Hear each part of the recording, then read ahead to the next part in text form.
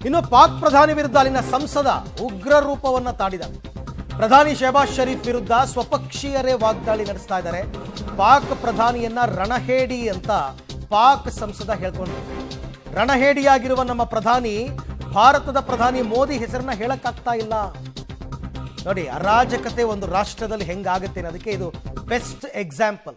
ಒಂದು ದೇಶದಲ್ಲಿ ಇಂಥ ಸಂದರ್ಭದಲ್ಲಿ ಒಗ್ಗೂಡಬೇಕಾದವರು ಅವರ ದೇಶದ ಪ್ರಧಾನಿಯನ್ನೇ ಬೈಯೋ ಸ್ಥಿತಿಗೆ ಬಂದಿದೆ. ನಮ್ಮ ದೇಶದಲ್ಲಿ ಇಂಥ ಸ್ಥಿತಿ ಯಾವತ್ತೂ ಬಂದಿಲ್ಲ, ಮುಂದೆನೂ ಬರಲ್ಲ.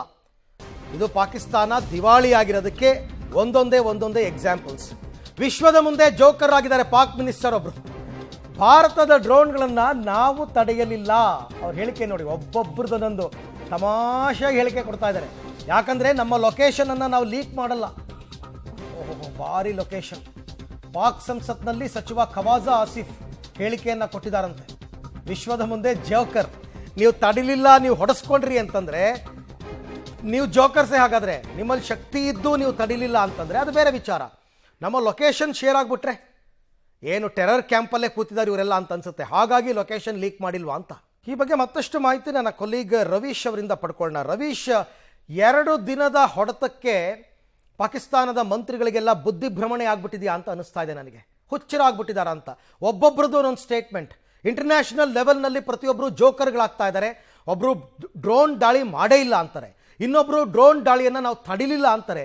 ಏನಿದು ಒಬ್ಬೊಬ್ರದ್ದು ಸ್ಟೇಟ್ಮೆಂಟ್ ಅಂತ? ಯಾಕೆ ಈ ರೀತಿ ಬಿಹೇವ್ ಮಾಡ್ತಾ ಇದೆ ಪಾಕಿಸ್ತಾನ?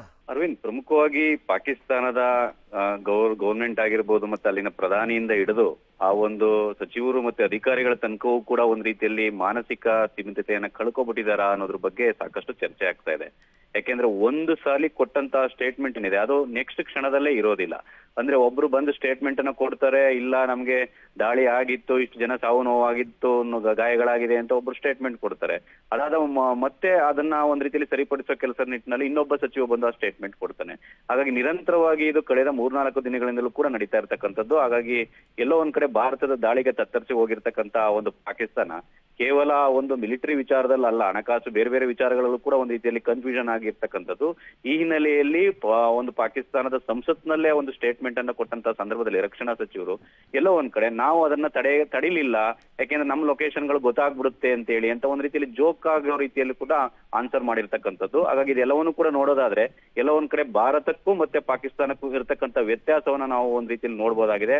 ಯಾಕೆಂದ್ರೆ ಭಾರತದಲ್ಲಿ ಸಿಸ್ಟಮ್ ಹೇಗಿದೆ, ಪ್ರಧಾನಿಯಿಂದ ಹಿಡಿದು ರಕ್ಷಣಾ ಸಚಿವರಿಂದ ಹಿಡಿದು ಅಧಿಕಾರಿಗಳ ಸೇನಾ ಅಧಿಕಾರಿಗಳ ತನಕವೂ ಕೂಡ ಯಾವ ರೀತಿ ಸಿಸ್ಟಮ್ ಅಲ್ಲಿ ಒಂದು ಭಾರತ ಕಂಟ್ರೋಲಿಂಗ್ ಆಗಿ ನಡೀತಾ ಇದೆ, ಜೊತೆಗೆ ಪಾಕಿಸ್ತಾನದಲ್ಲಿ ಯಾವ ರೀತಿ ಇದೆ ಅನ್ನೋದು ಗೊತ್ತಾಗುತ್ತೆ. ಹಾಗಾಗಿ ಎಲ್ಲೋ ಒಂದ್ ಕಡೆ ಭಾರತದ ದಾಳಿಗೆ ತತ್ತರಿಸಿ ಹೋಗಿರ್ತಕ್ಕಂಥ ಪಾಕಿಸ್ತಾನ ಈ ರೀತಿಯ ರಿಯಾಕ್ಷನ್ಗೆ ಇಳಿದ್ಬಿಟ್ಟಿದೆಯಾ ಅನ್ನೋದ್ರ ಬಗ್ಗೆ ಕೂಡ ಕೇವಲ ಭಾರತದ ಅಷ್ಟೇ ಅಲ್ಲ, ವಿಶ್ವದಲ್ಲೇ ಚರ್ಚೆ ಆಗ್ತಾ ಇರ್ತಕ್ಕಂಥದ್ದು. ರೈಟ್ ರವೀಶ್, ಥ್ಯಾಂಕ್ ಯು ತಮ್ಮೆಲ್ಲ ಮಾಹಿತಿಗೆ.